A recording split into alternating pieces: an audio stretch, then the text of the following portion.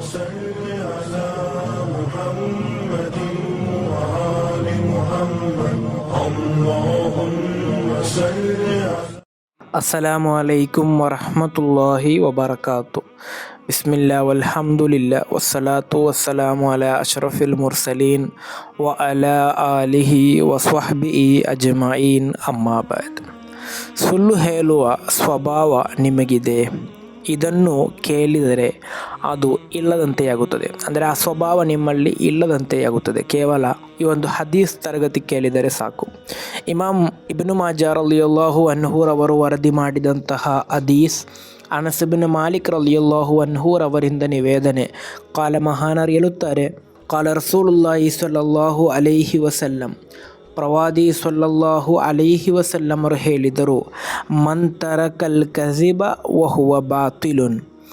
ಓರ್ವ ಸುಳ್ಳು ಹೇಳುವುದನ್ನು ತ್ಯಜಿಸಿದರೆ, ಅವನಿಗೆ ಗೊತ್ತು ಸುಳ್ಳು ಹೇಳುವುದು ಬಾತಿಲಾಗಿದೆ ಎಂದು ಆತನಿಗೆ ಗೊತ್ತು, ಹಾಗೆ ಅವನು ಆ ಸುಳ್ಳು ಹೇಳುವುದನ್ನು ತ್ಯಜಿಸಿದರೆ, ಬುನಿಯ ಲಹು ಕಸ್ರುಂ ಫಿ ರಬುಲಿಲ್ ಜನ್ನ, ಸ್ವರ್ಗದ ಕೆಳಭಾಗದಲ್ಲೊಂದು ಕೋಟೆಯನ್ನು ಅಲ್ಲಾಹನು ಆತನಿಗೆ ನಿರ್ಮಿಸಿಕೊಡುವನು ಎಂದು.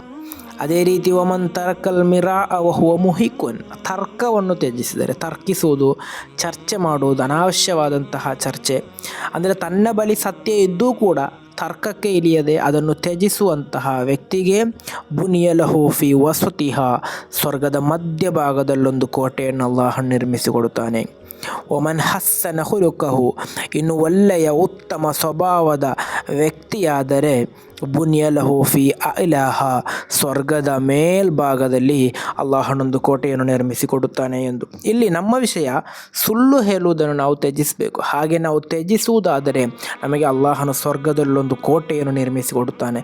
ಆದ್ದರಿಂದ ಸ್ವರ್ಗದಲ್ಲೊಂದು ಕೋಟೆ ಇದ್ದರೆ ಅವನು ಖಂಡಿತವಾಗಿ ಸ್ವರ್ಗ ಪ್ರವೇಶಿಸ್ತಾನೆ. ಅಂದರೆ ಸುಳ್ಳು ಹೇಳುವುದನ್ನು ನೀವು ನಿಲ್ಲಿಸುವುದಾದರೆ ನಿಮಗೆ ಸ್ವರ್ಗ ಸಿಗಲು ಅದು ಕಾರಣವಾಗಿದೆ ಎಂದು. ಆದ್ದರಿಂದ ನಾವೆಲ್ಲರೂ ಕೂಡ ಸ್ವರ್ಗವನ್ನು ಬಯಸುವಂತಹ, ಆಗ್ರಹಿಸುವಂತಹ ವ್ಯಕ್ತಿಗಳಾಗಿದ್ದೇವೆ. ಆದ್ದರಿಂದ ಇನ್ನು ಮುಂದೆ ಜೀವನದಲ್ಲಿ ಸುಳ್ಳು ಹೇಳುವಂತಹ ಸ್ವಭಾವ ಅದು ಮನುಷ್ಯನಿಗೆ ಇರುವಂತಹ ಒಂದು ಕೆಟ್ಟ ಸ್ವಭಾವವಾಗಿದೆ.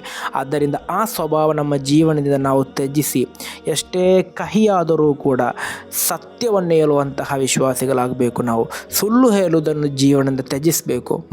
ಮರಣದವರೆಗೂ ಸುಳ್ಳು ಹೇಳುವಂತಹ ಒಂದು ಸ್ವಭಾವ ನಮಗಿರಬಾರದು. ಅಲ್ಲಾಹ ನಮಗೆ ಸತ್ಯವನ್ನು ಹೇಳುವಂತಹ ಒಂದು ತೌಫೀಕ್ ನೀಡಿ ಅನುಗ್ರಹಿಸಲಿ. ಅಸ್ಸಲಾಮು ಅಲೈಕುಂ ವರಹಮತುಲ್ಲಾಹಿ ವಬರಕಾತು.